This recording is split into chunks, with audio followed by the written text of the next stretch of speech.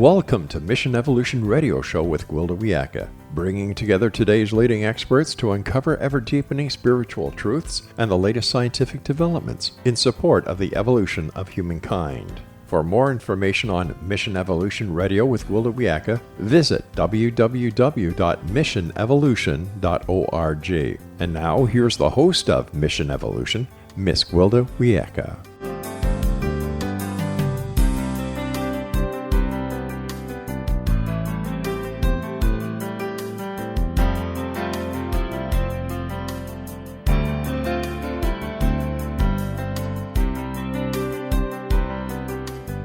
Welcome. I'm so glad you can join us as we continue bringing the latest knowledge from today's leading experts to support your evolutionary process. I'm your host, Gwilda Wiyaka. This hour's topic is spiritual healing, energy medicine, and science. On Mission Evolution, as we explore the evolution of human consciousness, we've often run across information about the mysterious energy field surrounding the human body. There's increasing evidence that this body of energy can and does impact the world around us. Can we consciously direct the use of this energy field not only to dictate how they influence our environment, but to bring about healing? With us to delve into this fascinating possibility is Sandy Edwards. Sandy is the author of Spiritual Healing in Hospitals and Clinics, Scientific Evidence that Energy Medicine Promotes Speedy Recovery and Positive Outcomes. She trained to be a spiritual healer with a non-religious UK-based charity. She instigated the largest medical research trial of spiritual healing in the world. She worked as a volunteer healer alongside of a top consultant at a general hospital in Birmingham, UK. Her website, healinginahospital.uk. Sandy, thanks for joining us on Mission Evolution. Thank you for inviting me. It's wonderful to be here. So your bio says you trained to be a spiritual healer with a non-religious UK-based charity. Would you please tell us more about your training? Yes. First of all, I had no sign of a natural healing ability. And yet I decided that I must become a spiritual healer. And with one telephone call, I went on to their first training. And I had no sensitivity to the energies and to the experiences that the other trainees were having. And yet, from the beginning, the people that I practiced on reported the same kind of improvements as anybody else was getting from their patients. So it was a really amazing time for me to think that just moving your hands around somebody could possibly make a difference. And the way that we're trained is to move your hands around the body of a person, starting above the head and through the energy centers of the body, and then along the skeletal system. So Sandy, let me interrupt you for a minute. So who were these people that trained you? What are their credentials? The Healing Trust was established in 1954 in the UK. It's one of the oldest organisations probably in the world, I don't know. But healing was against the law until then. It was underneath the Witchcraft Act, because anything... You mean spiritual healing, not just healing in general? Well, any kind of... thing to do with mediumship or psychic ability or anything was against the law. And so this was spiritual practices, but it's natural. Anybody can do it. If I can do it, anybody can do it. Have those laws changed now, Sandy? That changed in 1953 or 4. And that was when the spiritual healing organizations then started opening up. And so this is the oldest and probably the largest around. And initially, it invited anybody. But over time, it was found that it was necessary to have proper training standards. And so now, and for many years, with the Healing Trust, it has been a case of the trainers are accredited by the Healing Trust They have to meet many different standards to become tutors. And as trainees, there's a minimum training period of 2 years. That may have changed, might have reduced a little since my training. That I trained in 1998. So in that time, some things may have changed. But it's minimum training period of 2 years back then. And it won't be much less now. But there's accredited tutors, a national curriculum, code of conduct, disciplinary procedures. It's to professional standards. And Fantastic. I like that idea because then it can be used anywhere. So you say that you have no sign of natural healing ability. What drew you to want to be a spiritual healer? What prompted you? I had been looking for a way to resolve psoriasis, embarrassing, flaky, itchy skin complaint on the scalp. And it had been with me since teens. The only thing you can have from conventional medication is steroid cream, which I didn't want. And that's not pretty in your hair. So I was looking then at complementary therapies, tried everything. And eventually someone said I should be a healer because spiritual energy was within me that wasn't being used in a productive way. So by me being a healer, it would use that energy in a useful, beneficial way for myself and others. Wonderful. So we'll get more into this mysterious energy that we keep running across a little bit later in the interview. But for now, you worked as a volunteer healer alongside a top consultant at a general hospital in the UK. At which hospital and who was the consultant? Well, when I qualified to be a healer, it occurred to me that it would be good to have a voluntary healing group near to where I live. There are lots of them dotted around the UK and maybe other countries, but the more the better, I thought. So I applied for a lottery grant that had never been done before to open up a voluntary healing group, and I was successful. So that was in 2000, and 6 years after we opened, a lady came for healing who was teamed up with me. I hadn't seen her before, and it didn't mention on her card how she'd found out about us. And I always like that to be mentioned, so that if I wanted to promote the group, find new people to come for healing, I'd have an idea which avenue to go down. So I asked how she found out about us, and I was amazed that she'd been sent by her consultant at the hospital. So I found out who he was and wrote him a letter offering to give healing free of charge to his patients at the hospital. So, of course, I mentioned all of those professional standards we adhere to, and also that we don't prescribe, we don't diagnose, we don't manipulate. There's nothing we could do that could harm his patients. And also, I mentioned 2 healers in the organisation who were paid employees as healers in hospitals in Britain, one in London. So who was he and which hospital? His name was Dr. Sukhdev Singh, gastroenterology physician at Good Hope Hospital in Birmingham, UK. That's a state hospital, big hospital. And he was always on the lookout for ways to help his patients, because not all patients could be helped by medical means. Yeah, that makes perfect sense, doesn't it? So what is, here we go into energy medicine. What is energy medicine exactly? I don't think anybody really knows what it is. And even if they do think they do, it's not possible probably to prove it. And the research trial that came from the work I did at the hospital wasn't interested in the mechanics. It was interested in whether it helped people. And it's the same for me using a television. I don't know how it works. I just know that it does. So I'm happy to use it.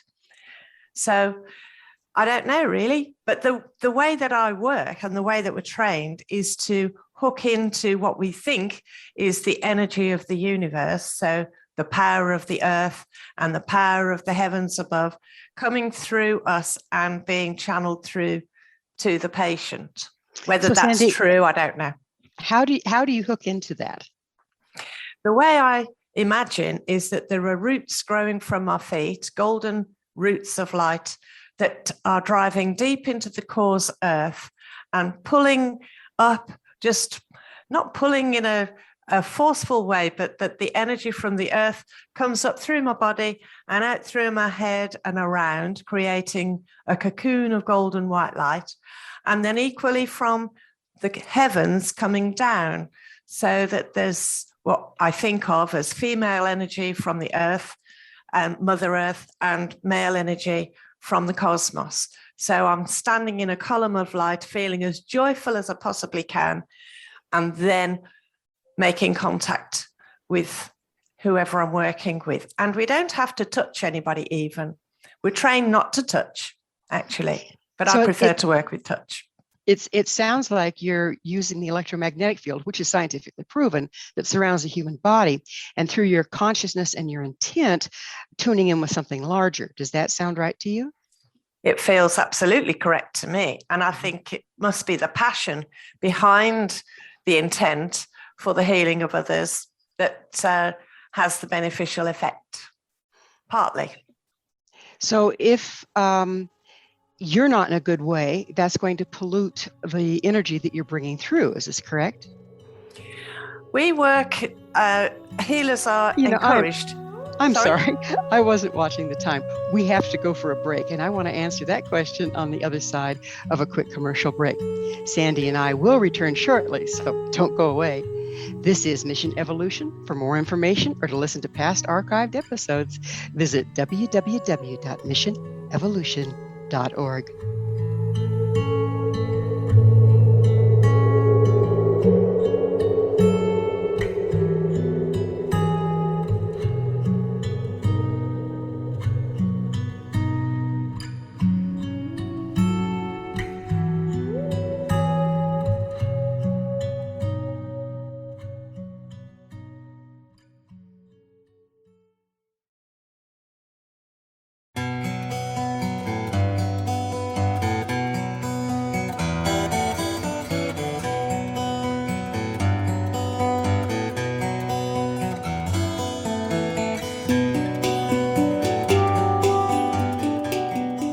Hello again. This is Mission Evolution, missionevolution.org. We're dedicated to unification and evolution of consciousness. With us this hour discussing the viability of spiritual healing is Sandy Edwards. Her website, healinginahospital.uk. Sandy, I so rudely interrupted you trying to explain. Would you continue with our conversation? Yes, I was about to say that it really is important for a healer to be as healthy as they possibly can be in mind, body, and emotions. And it's definitely a work in progress for anyone to keep as positive as they can, no matter what is occurring in their life. And I must say, I'm blessed with good health. So being able to set aside any angst you happen to be coming to the session with, that's a real skill. Do they teach that in the school? It is something that is very much focused on for us to self-heal as well as eat well and sleep well. And I did have problems with sleeping through stress, and I therefore developed a CD that's to help people sleep well and get well while they sleep. And that's on my website to download by anybody. So if the practitioner has to first be in decent shape themselves, does that mean that you have to kind of stay in process, always work with your own emotions and what comes up for you in order to be an effective healer? Yes, I think it's really important. I think it is paramount for a healer. You need to lead by example, and people suffer with so many different things whether it's relationships or physical problems, emotions, the way they're thinking, depression. There's so many different ways that people can suffer. And if we can lead by example, by focusing on the good in our lives and keeping our minds focused on the positive, those emotions only come as a result of our thoughts. So our thoughts are where it matters. That's, I think, the primary.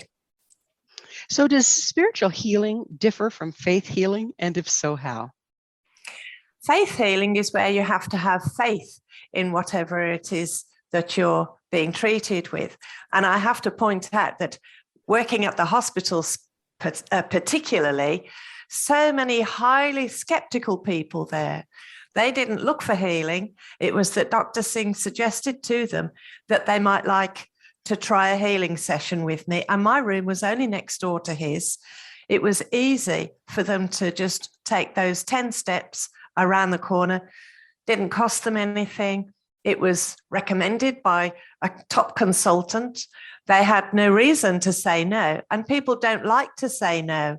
And some people told me point blank that they didn't need healing. It wasn't going to do them any good. All they needed was more medication. But after 20 minutes, which is all it takes for a healing session, they had a different thing to say. It was delightful. I love it when people are skeptical. I don't love it because it's a competition or anything, just that they've been able to open their heart and their mind to a new way. And it does make sense that there's more than one science going on in the same space. We all know about Newtonian physics. That's all about what we can see, feel, hear. But quantum physics exists as well. Quantum physicists know that that exists. It's behaving in a completely different way. And that is happening, has to be, in the exact same space. So I think the work we're doing is in the quantum fields. That's my view. And it helps me keep positive. So the techniques that you've learned help you direct the quantum field to affect a change in your client? I believe that by generating the most joy and abundance and feel-good factor in my own self, I'm like a tuning fork. When you have a tuning fork that you strike, another one that's at rest, that hasn't been touched in the same room, it will pick up the vibration from the air and sound the same note. So I think that is what we're doing. And if we're not, it doesn't matter. It's a form of attunement, basically. Yes. So whatever you're aligned to within yourself, be it grumpy and negative or positive and hopeful, is what's going to be coming through you to your client. That's a lot of responsibility. It is a good responsibility, though. And I think it's so great for us to keep focused, have that responsibility. And the more responsibility, the more health you have, the more responsibilities you end up having, actually. So the more healthy we are, the more healthy I can be, the better it is for me and for everyone around me. Even if I couldn't focus on it for my own good, I can focus on all these positive things for the good of my children and for eventually maybe their children, who knows.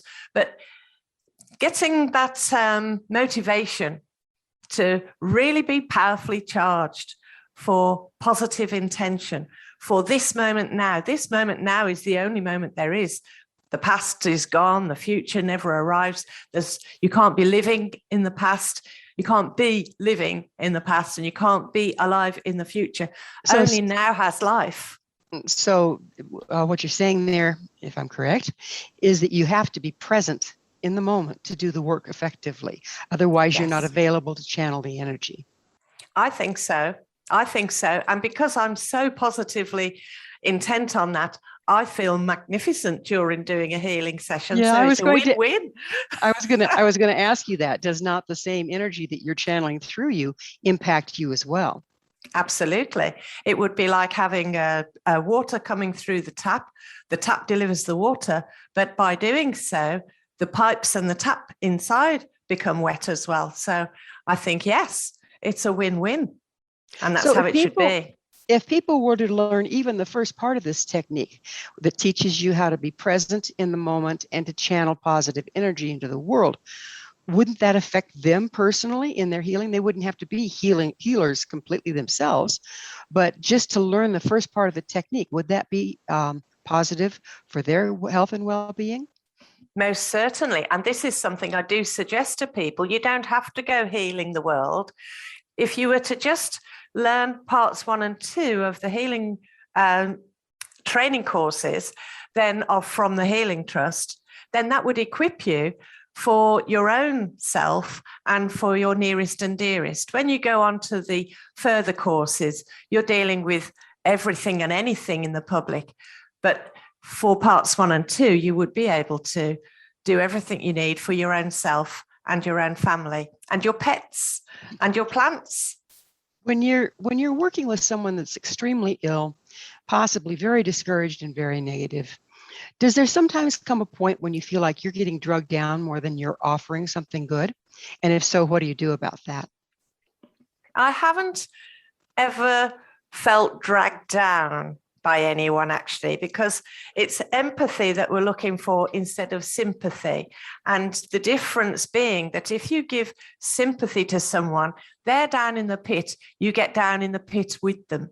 With empathy, you're at the top, holding a rope down for them to climb up or a ladder for them to come up on. So that's how I'm viewing it, that this is a wonderful opportunity for them to release all of that baggage, to let go of all of that unhelpful thoughts and feelings that have built up so much to cause them the physical issues that they've come along with. And when you think of all of that sinking down into the earth, which is how I imagine it, I'm thinking of it being like compost for Mother Earth to make more beautiful things with, which is what compost does. So it's transmutation at its finest, yes? Yes, absolutely. We're about out of time in this segment, but do you find it a little more challenging to work with someone that has similar issues to your own? And how do you deal with that? I actually don't feel I have any issues. I do. I don't think I do, really. Ah, Sandy, you've arrived. You're my first. Well, I suppose that I do enjoy. I do my best to enjoy everything as much as I possibly can. And I do laugh a lot. Laughter is wonderful. And I listen to wonderful facilitators on the internet. There are so many powerfully positive facilitators that it costs nothing to tune in and learn from other people. It brings the joy into your being more and more. If you read books or joke books even, whatever it is that makes you feel positive. And ones that I can recommend are in my book. They're free to hear. So Sandy, what's the difference between spiritual healing, Reiki, and therapeutic touch? And again, I'm running us real close to the end of the segment, so we can finish up on the other side if need be. I did do Reiki 1 and 2 just to see what the difference is between that and the Healing Trust way of things. It is much simpler with the Healing Trust method. It's very, very simple. It's been complicated, in my view, by the Reiki way, but Reiki itself is a Japanese word for spiritual healing, essentially. So if it still produces the positive results, which is given evidence by the research trial and the hundreds of other trials that I've mentioned in my book, then but those trials also include Reiki. And but Reiki, the benefit of Reiki is that it has been so popular that more is easy to learn. Join a training for Reiki. Therapeutic touch is an American method. Well, similar. as promised, I'm going to have to interrupt you. We'll pick up on therapeutic touch on the other side of a commercial break. Sandy and I will return shortly, so you stay there. This is Mission Evolution. For more information or to listen to past archived episodes, visit www.missionevolution.org.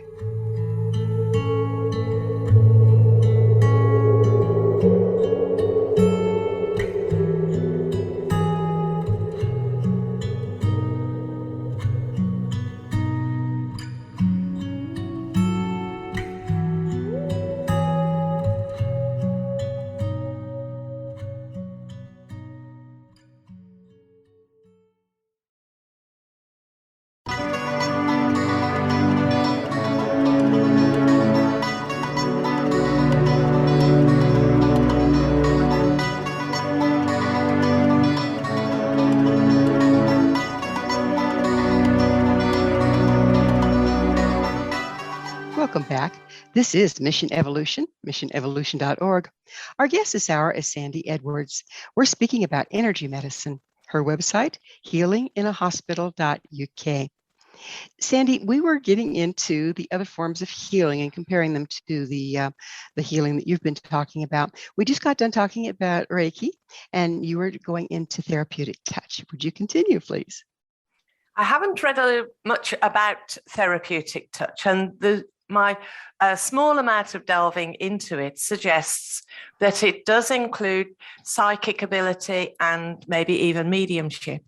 And in our training, we don't do any of that. It is wonderful. I'm sure it is very helpful to have those qualities, those gifts, but I've not been interested in developing those. And our training is only to deliver healing. That's our only remit. And the way I think is I don't want to know anybody else's business anyway. So if someone is troubled by something and then they have to tell me about it, they're having to remember it. And I can't see that helps them particularly. I'm not saying that happens with therapeutic touch. All I'm saying that the way we do things, we don't need to know what the matter is with somebody at all. We just do the healing, the whole body. Even if someone comes with a poorly hand, we don't just do the hand, we do the whole body every time. And we might focus on the hand later on. But do you find that the body has an intelligence of its own when it comes to moving this energy, that it'll take the energy you're offering to where it needs it the most? I think that is how it is. And that's why we need to leave our ego out of it completely. It can be tempting to roll up our sleeves and say, right, I'm going to get this leg working. But that would be our ego getting involved. The higher intelligence within the physical body knows best. Something else knows better than we do. And so I just stand back, deliver the healing, and that's how we're trained. And I've seen the evidence of it time and time again, even if the person is totally skeptical, doesn't believe in it at all. Well, I'm so glad to hear you say that, because, I think one of the major pitfalls of spiritual healing is the healer doesn't know where their responsibility and their training ends. In other words, they'll start sliding into counseling without any training in counseling. And it's easy to do because you're talking to a person about their stuff, getting them ready to have a healing. And it's so difficult to stay out of that arena. And so if you have that attitude of, I just move this energy, your body knows what to do with it, I don't have to know, that really takes you off the hot seat and protects you from sliding into an arena that you aren't trained for. Is that part of the purpose there? I agree that counselling takes years to train for, and it takes a long time to have an effect. And then it's hit and miss whether it does work or not. There's research to show the outcomes of that. Anyway, I leave that. Back to not having to ask someone what their trouble is. Some people are ashamed of their past or the things that they've done or what caused them to have this physical issue. And they don't want to divulge that information. It's not my job to know it. And my bedside manner actually is hopeless, and they wouldn't want me to have a conversation with them particularly. My bedside manner is more like get a grip and pull yourself together. So it's much better that I don't get involved in conversation. So let's back up a little bit. How long has spiritual healing been around? What's the history of it? Are you aware? Thousands of years. If you were to take the most well-known healer, the most famous of all would have to be Jesus. And he taught he led by, any great leader leads by example. And he taught, according to the Bible, he showed 70 or more people how to do healing and sent them off to different parts of the known world at that time to go and train other people. And it must have been that they were training other people, because otherwise healing would have died out with their demise. And the spiritual healing or energy healing has been practiced by shaman for between 50 and 60,000 years. So that predates Christ even. Yes. Every culture around the world has a healing tradition. but I'm more familiar with the most famous one as an individual, to my knowledge, would be Jesus. So how prevalent is spiritual healing in hospitals and clinics at this point? Very rare, very rare. I was very blessed to be allowed to do healing with Dr. Singh at the hospital. And when I first began work there as a volunteer, people were really surprised to be offered spiritual healing, but they did agree to have a session, only 20 minutes, and then I would give them a leaflet about our voluntary group, which wasn't far away, so they could go for subsequent sessions there if they wished. But hardly anybody did. People were afraid to go anywhere else but in the hospital. And because they were saying such great things about their healing session, the pain had reduced, or they felt really untroubled after this 20-minute session, I asked Dr. Singh if I could create a questionnaire to capture that information in writing. So he agreed, and I put a questionnaire together and created this hospital audit that the hospital agreed as well that this was good. So by auditing what these people were saying, it was evident that most people were not only benefiting in that 20 minutes, but 1 week later, they were still retaining benefit far and above what they would have expected. In fact, one boy, Dr. Singh doesn't normally see children, but he was asked by a pediatrician to look at this young man who'd been ill for a very long time, very intelligent boy, but he wasn't able to go to school. He loved school, but he was in such pain with his stomach. He said it felt like it was on fire and the fire was coming up through his body. He couldn't get out of bed or eat. So Dr. Singh couldn't give him anything different to what the pediatrician had offered, and it wasn't helping him much. So he had one healing session with me, and in that 20 minutes, the whole problem disappeared and he never had a return of it. The last time I heard of him, which was probably 9 years later. So in that 120 minutes. That's pretty fascinating. What goes on in that 20 minutes? Would you give us a short synopsis of what it looks like? People can keep their entire clothing on, their coat, their hat, their shoes, anything they want, and they can lie down on a couch, as most people did at the hospital because there was one, or they can sit in an ordinary chair just the same. And like I mentioned before, I'm just working around the body to begin with, and then I use a light touch just down the joints of the arms and legs, and that's it. Do you move energy between your hands as you're moving on the body? Are your hands communicating with each other? No, I had no indication that anything was occurring for many, many years. And other healers, especially people training, have been surprised that I would have no sense of what's happening to anybody. No images, no signs in my hands, nothing, until many years later. And then what was happening was when I took my hands away from someone, my fingernails would click sometimes, an audible click. And I would take that as a meaning that I should go back to that part of the body until it was not clicking anymore. And I had confirmation that what I was thinking was correct when an elderly gentleman came for healing at the voluntary group. He'd never had any such thing before. His wife accompanied him, and unusually, she sat next to us while I was working every time. And when I took my hands away, his eyes were closed, but when I took my hands away and my fingernails clicked, he was aware of brilliant light behind his closed eyelids, brilliant light. And I don't remember now how it worked, but he could see that light until my hands came away. Was that right, if I remembered correctly? But if he could, his wife was able to communicate with him afterwards, and whether he was able to tell from the touch of my hands on his body, or if I was away from the body, it was the same. This brilliant light each time I was working, in an area. And when I took my hands away and they clicked, sometimes they even crackle. And then I put my hands back.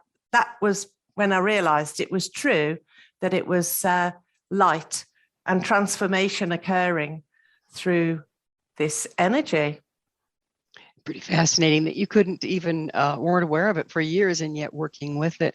Is that isn't that kind of hard to stick with if you don't have any awareness that anything's going on and you're just having to wait for the person to say something? Actually, people don't always say something. The only time I would ask was because I was doing this audit. And when I was first training, I was amazed that people were benefiting, and I would ask them questions.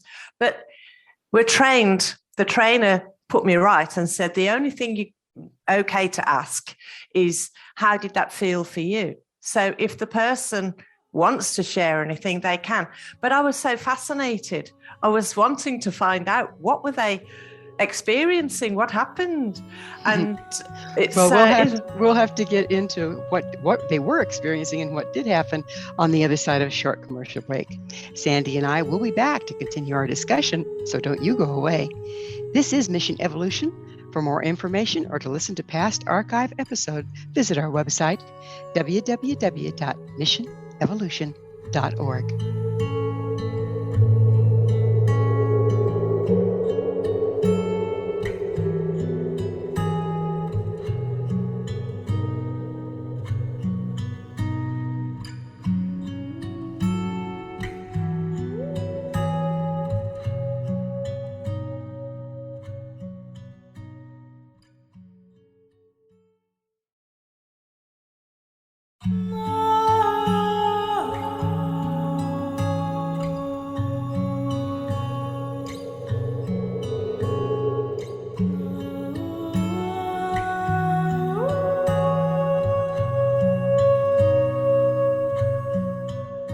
Welcome back.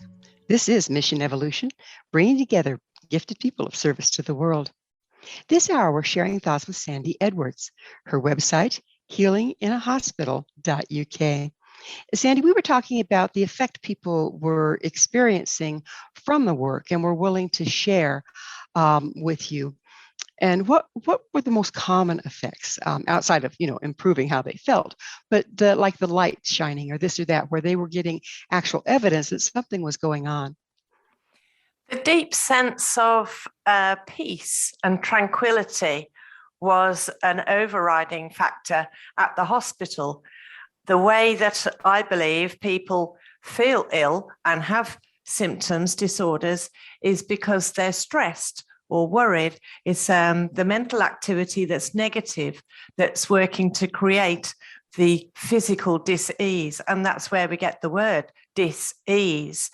So bringing home that sense of deep peace and ease is a primary thing that people notice.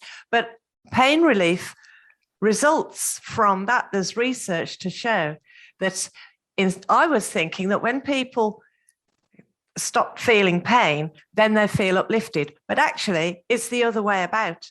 People feel uplifted, then don't have the pain that they've been suffering with. So it's well worth learning to be joyful, laugh as much as you can. And those facilitators that I mentioned on the internet are very useful for those kind of elements. So you instigated a research trial of spiritual healing. Tell us about the research trial. What was that? The timing was amazing because just a few weeks after I began work at the hospital, I'd started working with this audit, so the hospital audit. And I started work in September. And let's back up a little bit. What is a hospital audit? The audit was the questionnaire that I put together that gathered the information that the patients were benefiting from this 20-minute session. And okay, so the evidence is objective. Yes, that was the hospital audit that just I was doing.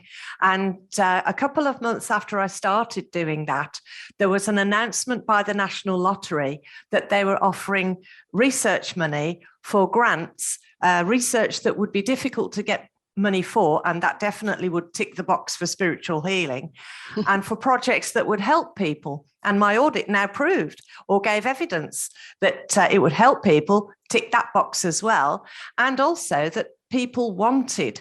And one of the last questions on my audit was, if we were able to offer a series of healing sessions here at the hospital, would you be interested? And the majority said yes. So that ticked all 3 boxes for applying for this research money. It had never been offered before by the lottery, and it has never been offered since. They said they would never do this again. So the timing is amazing. Why weren't they ever going to do it again? I don't know. I don't know why not, but they did say so. And so did it have anything to do with you or your subject matter, or just they weren't going to do the audit anymore? The audit was something I was doing. This was my own work, but the lottery was wanting research that's proper research by a top university or research establishment that would make a difference to people and could change the way that health providers do their work in the future. So this was definitely a possibility. So Dr. Singh, as it transpired, was also a senior lecturer at the medical school of the University of Birmingham. And the University of Birmingham in England is a Russell University. A Russell Group university is the same as the Ivy League in the States. So it's the cream of universities. And he convinced them to get on board with this and the other parties that were necessary to make an application. And despite the massive amount of competition for this research money, we got it, £205,000. And it meant that we were able to recruit 200 hospital patients who'd been sick for a very long time with diseases or a syndrome that they're not able to offer a conventional cure for. Traditional medicine cannot cure these conditions. And they'd been suffering for a long time. 100 people with irritable bowel syndrome, that affects 10% of the population in the UK. And the other 100 were inflammatory bowel disease people. That affects 0.1% of the UK population. So and they're debilitating. When all was said and done, was there medical evidence of the effect of the spiritual healing? Yes, this research involved 3 major questionnaires for each of those patients, and there was a quantitative research using those questionnaires, and there was also a qualitative study. So there's 2 research papers that came out of this, as I say, from a top university in the UK, which is going to be Russell Group. It's going to be cream of the world's universities. In that case, Ivy League and Russell Group are up there. And so you not only had in evidence by the time the study was done what the patients had said themselves, but also the patients had been examined by medical professionals and the difference was shown as a result of the healing? No, these are questionnaires. They're completed by the patients, and it was the main focus was whether adding spiritual healing to conventional treatment, their normal conventional treatment, improved people's lives, and it most definitely did. It did by the forms you were having them fill out, but there wasn't any medical evidence that came up in the study. Is that correct? This is the medical evidence, because the patients knew that they've got fewer symptoms. No, by medical evidence, I mean they do an MRI, they do this, they do that. They have empirical medical studies that have shown that there is a physical difference in the person rather than just subjective as to how the person feels. Yes, that's true. There were 100 people with IBS of different intensities, and also of the colitis and the Crohn's people, different intensities of all of them. It's across the board. But the number of people, that's the biggest trial there can be, I would imagine. It is the biggest there is. And who's going to pay for another one? but the quality of life, the symptoms were all reduced. And there was one person actually who's mentioned in my book who had colitis, ulcerative colitis, and he'd been suffering for many years, and none of the conventional medicine actually helped him. He had 5 sessions on the research trial, and by chance, and those were all with me as it turned out, there were different healers involved in the trial, and by chance he had another 5 sessions with me after the trial, way after the trial had finished. And then, being of an particular age, he didn't have to, but he was invited to have a test for the colon. And through having that investigation, he did have medical confirmation that he no longer had ulcerative colitis. You never get rid of it. Yeah, that's known. You never get rid of it. It did for impressive. him. That's Yes. impressive. So, Sandy, what is your vision for the future of spiritual healing? What I would love to see is spiritual healing being offered as the norm in any hospital or any GP surgery. A surgery is what we say in England, but it's the doctor's office in the States. So at any doctor's place where he works and in hospitals, I would love to see spiritual healing being offered as a norm, so that people have the confidence to be able to try it. What's the harm? There were, out of all of those people that I saw at the hospital and the ones on the trial, nobody had an adverse effect. So it's completely safe. And by training properly, people can be natural healers, but it's really important to train properly. So you're not using your own energies, that you're not getting your own ego involved, and that you're doing it the most effective, safe way possible. Well, Sandy, unfortunately, we're about out of time. What is your mission? My mission is to bring the awareness of this research to everybody so that we can make healing available at home, people giving healing to their own selves and to their loved ones. And because we do that, it improves society as a whole. It improves the world as a whole. It's only win, win, and win. Positive mental attitude brings about positive physical, and then out in the world.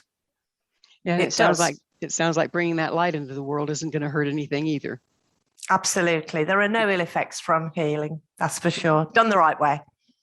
Well, Sandy, it's been a real pleasure spending time with you, and very interesting study. Thank you for coming on the show and sharing it with us.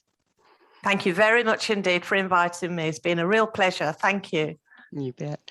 Our guest this hour has been Sandy Edwards, the author of Spiritual Healing in Hospitals and Clinics, Scientific Evidence that Energy Medicine Promotes Speedy Recovery and Positive Outcomes. Her website, healinginhospital.uk. This has been Mission Evolution with Gwilda Wiyaka. For more information or to listen to past archived episodes, visit www.missionevolution.org. Be sure to join us next time as this mission continues, bringing information, resources, and support to our evolving world.